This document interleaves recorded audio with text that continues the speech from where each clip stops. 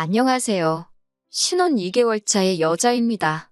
연애를 합쳐 결혼 생활 평생에 걸쳐 둘이서 가장 행복하다고 하는 이 신혼에 이런 일로 서로 감정이 상해 있는 제 마음도 마음이 아닙니다. 너무 스트레스 받는 일인데 어디다가 말은 못하겠고 당사자나 마찬가지인 친정부모님께도 쉬쉬하고 있는 상황이네요. 남편과는 동갑내기 커플입니다. 연애하는 동안에는 남편이 이렇게 엄마 사랑하는 효자의 대들보인지는 하나도 몰랐어요. 눈치를 못 챈 제 잘못도 있겠죠.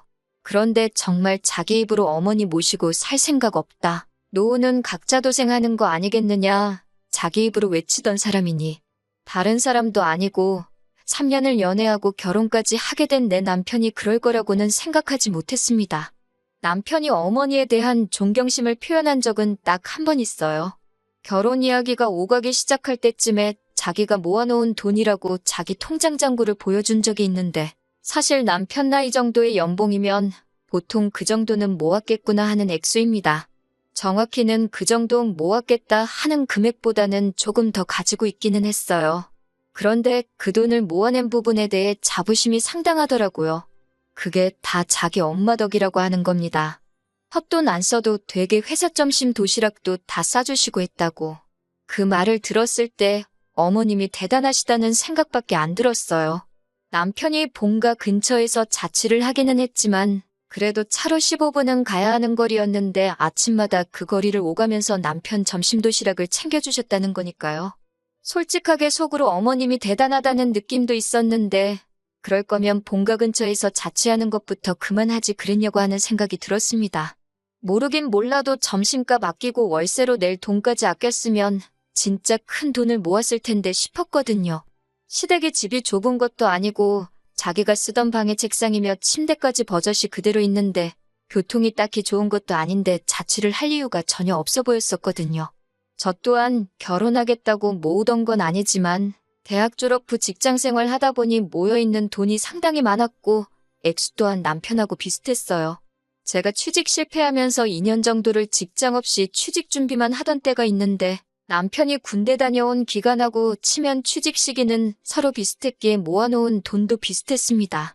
돌려 말하자면 사실 남편이 그만큼 돈을 모아놓았다고 해도 큰 액수인 건 변함없는 사실이지만 어디 자랑할 만큼 엄청 큰 돈을 모아놓은 건 아니었던 거예요.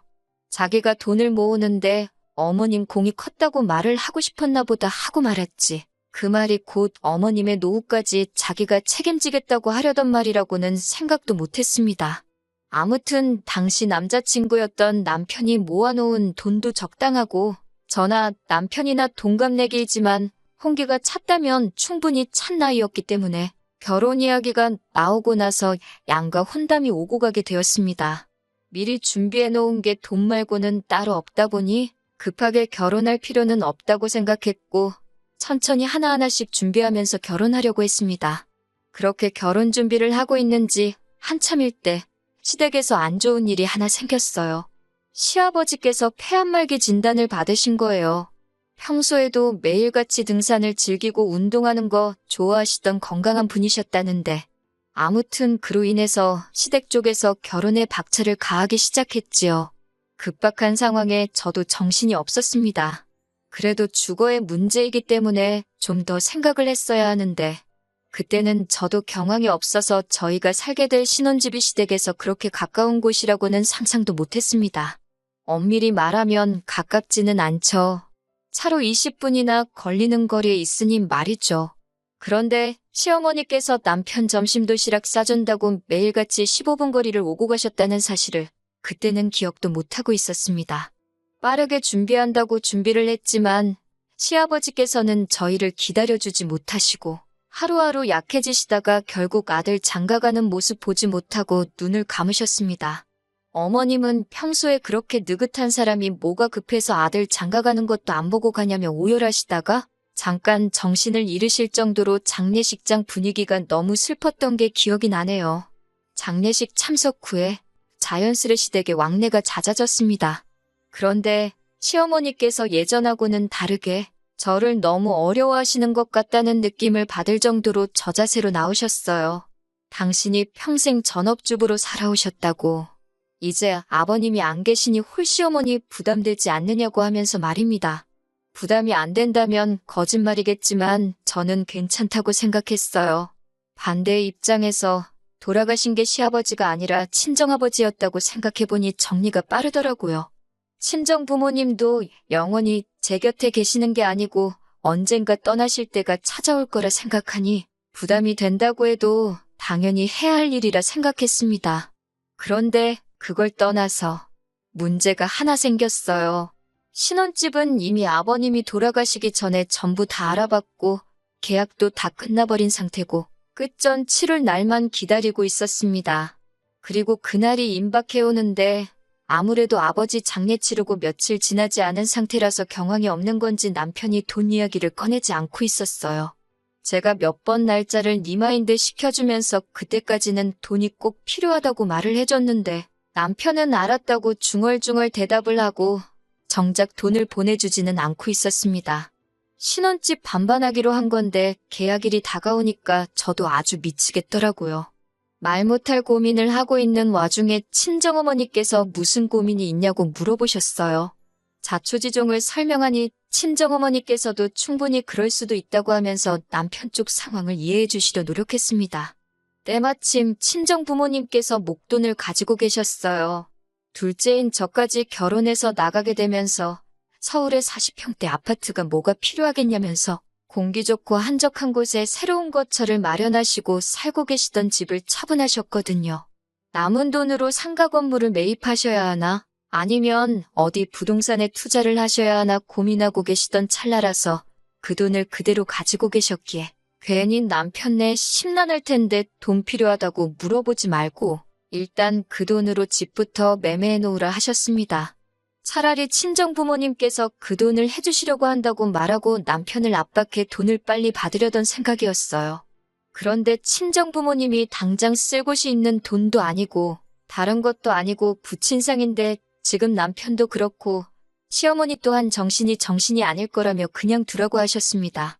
친정에서 도와준 덕분에 별 탈 없이 해결되기는 했어요. 그때까지만 해도 남편이 마음 추스르거든 제때 제가 따로 말하지 않아도 알아서 잘 하겠거니 생각했습니다. 그런데 그렇게 정신을 차리고 보니 집값은 해결도 짓지 못하고 저는 아버지 손잡고 신부 입장을 하고 있었고 결혼식을 올리게 되었네요. 시어머니께서도 사진 촬영하는데 이 사람이 있었으면 얼마나 좋아했을까 하시니 결혼식장 분위기가 잠시 숙연해지기까지 했습니다. 아직 마음이 아니구나 싶어서 저도 저희 부모님도 쉽사리 입이 열리지가 않았어요. 신혼집에 들어와 살림까지 차렸는데도 남편은 집값에 대해서 절대 먼저 입을 열지 않았어요.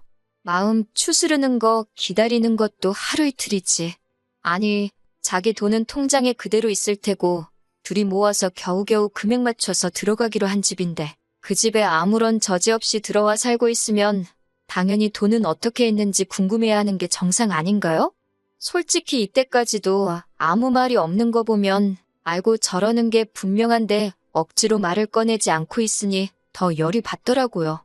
아무리 친정어머니께서 돈 쓸 일이 없고 그냥 기다리자고 하시지만 이거 뭐 졸지에 반반 결혼하기로 해놓고 집을 한 채 해가버린 상황이 돼버린 거나 마찬가지였어요. 친정어머니는 괜찮다고 하셨지만 투자라는 게 언제 갑자기 좋은 기회가 찾아올지 모르는 거잖아요. 돈을 손에 쥐고 계셔야 어디 상가를 매매하든 아파트를 매매하든 하실 텐데 그때 가서 친정어머니가 그 돈이 필요하게 되었다고 아쉬운 소리 하는 모습도 보고 싶지 않고 그렇다고 원래대로라면 돈을 뗄 필요도 없으셨는데 목돈 마련하시려고 대출받는 모습도 상상이 가지를 않았어요. 어차피 남편이 이런 식으로 말을 안 꺼낸다면 제가 말을 꺼내는 날이 오지 않겠나. 시간 문제인 일 아닌가? 하고 생각을 했어요. 당연히 남편 쪽에서 치렀어야 했을 돈인데 왜 그걸 가지고 저희 쪽에서 돈은 돈대로 서놓고 마음고생을 하고 있어야 하는가 싶었습니다. 그래서 단도직입적으로 물어봤습니다.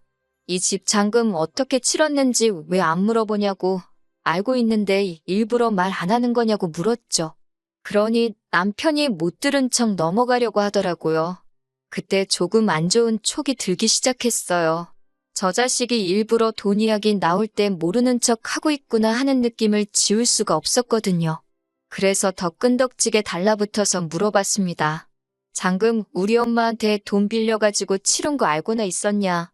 사실은 그렇지 않았지만 남편한테는 부담감 좀 느끼라고 더 부풀려서 사실을 전달했습니다.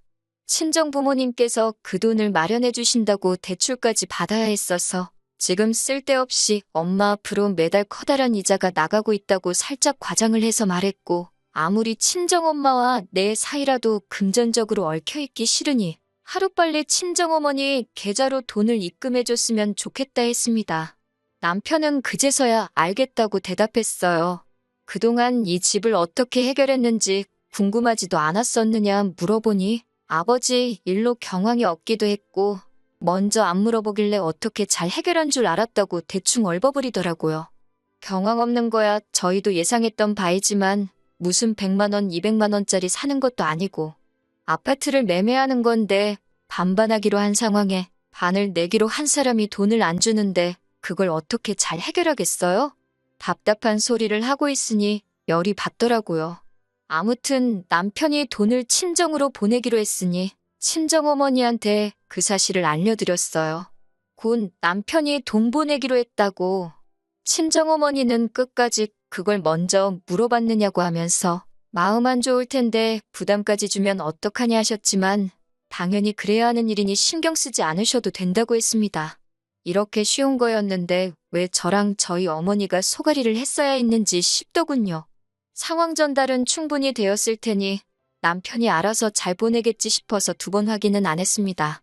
그렇게 해결됐거니 싶어 있고 지내고 있었어요.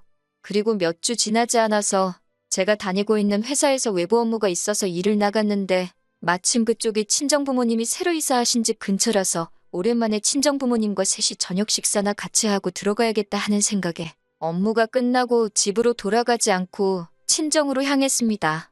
새로 이사한 동네가 마음에 드셨는지 두 분께서 날마다 여기저기 다니면서 벌써 동네 맛집도 파악을 하셨더라고요. 좋은 데가 있다며 저를 데리고 가셨어요. 평생 서울 생활만 하시다가 적응 못 하실 줄 알았는데 두 분이서 아침 저녁으로 운동도 다니시고 동네 맛집 투어도 하시는 걸 보니 잘 지내시는 것 같아 안심이 되었습니다. 식사를 한참 하고 있는데 그제서야 문득 생각이 나더라고요. 그래서 돈은 잘 받으셨냐고 지나가듯이 친정어머니께 물어봤어요. 남편이 당연히 보냈겠거니 생각했고 그걸 받으셨냐 캐내려는 생각은 없었는데 친정어머니께서 거짓말을 원래도 잘 못하시거든요. 제 질문에 조금 당황한 기색이 역력하시길래 혹시 못 받으신 거냐 하는 질문을 연달아 하니 제가 딱히 캐물을 필요도 없이 남편이 아직 친정에 돈을 안 보낸 사실을 대번에 눈치채고 말았네요. 이 자식을 확 그냥 하고 회사 일이고 뭐고 당장 돈 들고 집으로 튀어오라고 전화하려고 했는데 어머니가 뜯어말리는 통에 그러지는 못했네요. 남편 퇴근 시간 맞춰서 부랴부랴 집에 들어가 일 마치고 돌아온 남편한테 나한테 뭐 할 말 없냐고 물어보는데 눈치를 하나도 못 챈 척 하면서 뭐가 있지? 하고 아무것도 모르겠다는 듯이 말하는데 너무 화가 났어요. 친정에 보내야 하는 돈을 왜 안 보내냐고 물었더니 그제서야 이실직고를 합니다. 왜 그랬냐 물어보니 막상 자기가 취직 후부터 평생 모아온 돈인데 그 돈을 주려니까 아까웠다고 하네요. 저 혼자 살 집을 매매한 것도 아니고 결혼 후에 같이 살 집인데 그게 어떻게 아깝다는 생각을 하느냐. 네 돈이 아쉬운데 내 돈은 안 아쉽겠느냐 했더니 그냥 이렇게 살면 안 되느냐는 겁니다. 제 귀가 잘못된 줄 알았어요. 남편이 그 돈을 못 주겠다고 하는 이유가 지금 생각을 해도 어이가 없네요. 시아버지께서 살아계셨다면 상관이 없지만 시어머니 혼자 평생을 전업주부로 살아오셨는데 어떻게 먹고 살겠냐고. 그 돈을 어머님 노후자금으로 드리면 안 되겠냐고 하는 겁니다. 결혼 전에 부모님 노후는 각자 도생하는 거라더니 이제 와서 왜 말을 바꾸냐고 따졌어요. 결혼 이야기 오고 갈 때 시부모님 노후 준비도 다 되어 있는 걸로 알고 있어요. 노후 준비까지 다 된 판국에 왜 반반씩 결혼하기로 한 돈을 시어머니께 드려야 하냐 물으니 우리 엄마 생각하면 불쌍해서 눈물이 날 지경이랍니다. 남편도 시아버지가 그렇게 갑자기 돌아가실 줄은 몰랐으니 이게 의도한 게 아니라는 건 알고 있지만 저런 식으로 나오니 미치고 팔짝 뛰겠더라고요. 만약에 시아버지가 우리가 결혼할 때까지 살아계셨고 이후에 돌아가셨다면 이 집에 들어간 돈 빼서 어머님 드릴 생각이었냐 물으니 대답을 못하더라고요. 제정신 차릴 거라 생각해서 나는 그렇게 못하겠다고. 이 집에 친정 부모님 돈이 묶여버리면 두 분은 그 손해를 감당해야 하는 것이기 때문에 남편한테 저희 부모님께 매달 200만 원씩 이자와 월세 명목으로 돈을 보내라고 했어요.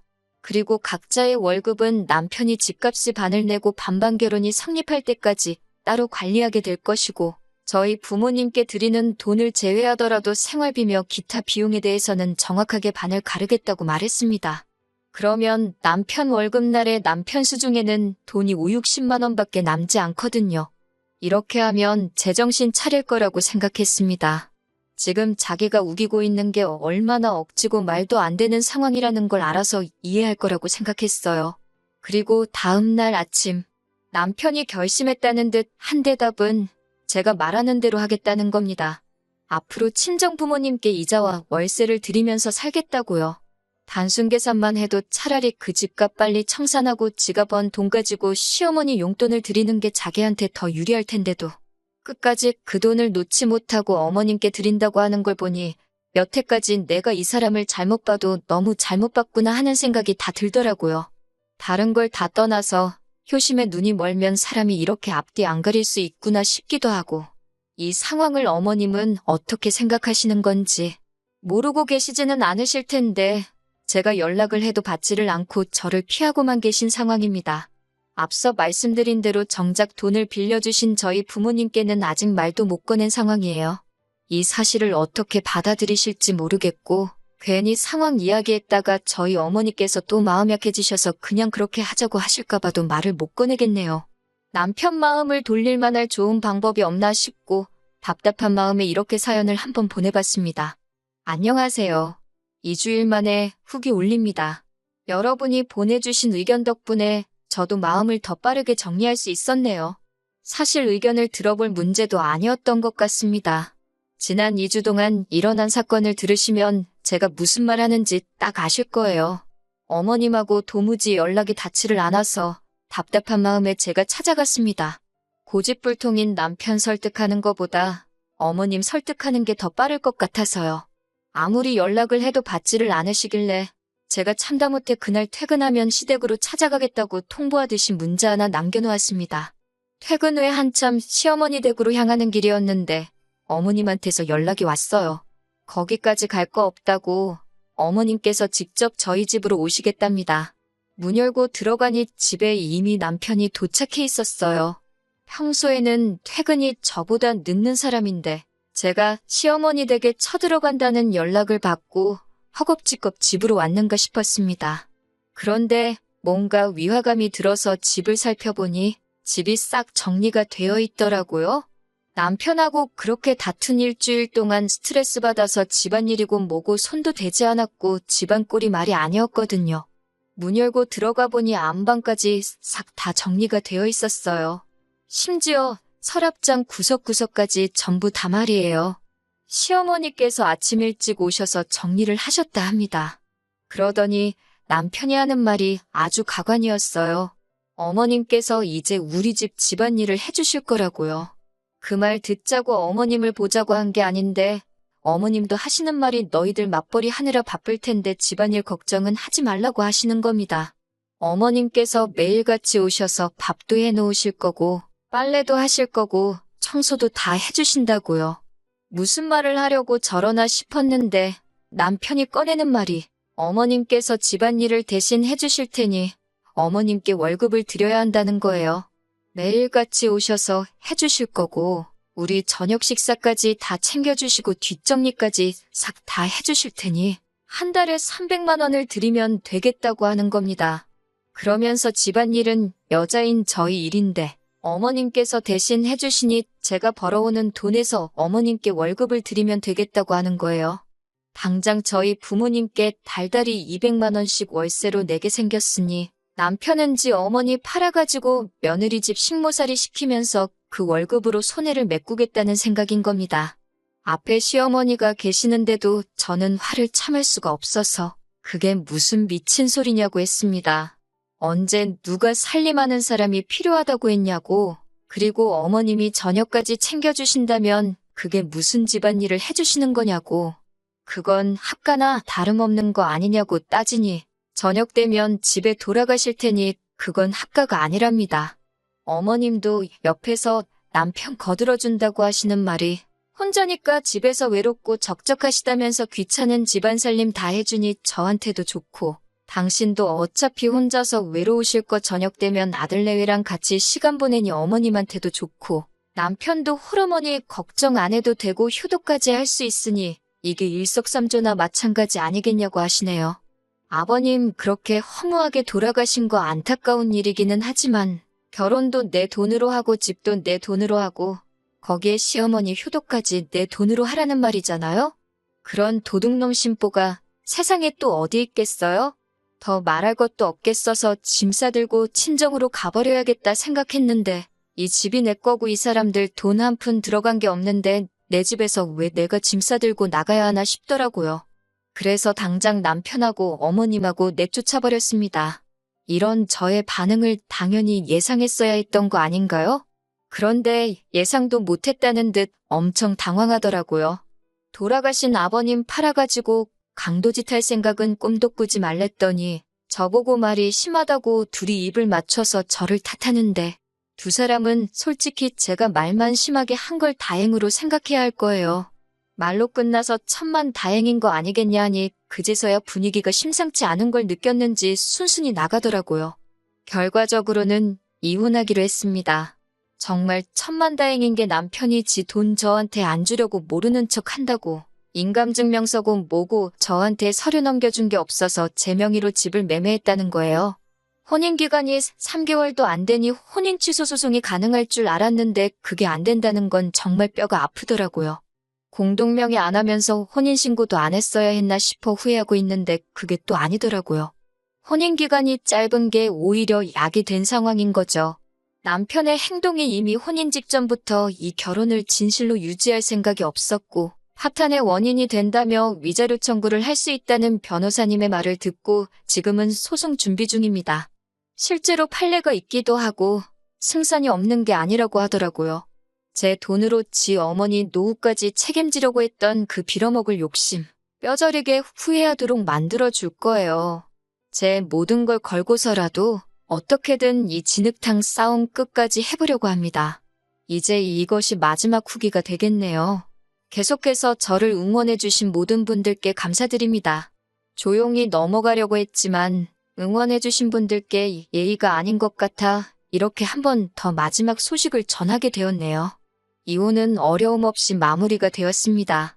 저는 최선을 다해 이 결혼을 위해 친정부모님께 빚까지 져가며 노력을 했는데 남편은 약속된 결혼임에도 불구하고 저를 기만하고 혼인관계를 진실로 이어갈 생각이 없다고 판단돼서 제가 남편에게 위자료 5천만 원을 지급받기로 판결이 났습니다. 그중에 2천만 원은 시어머니한테서 받게 되었고요.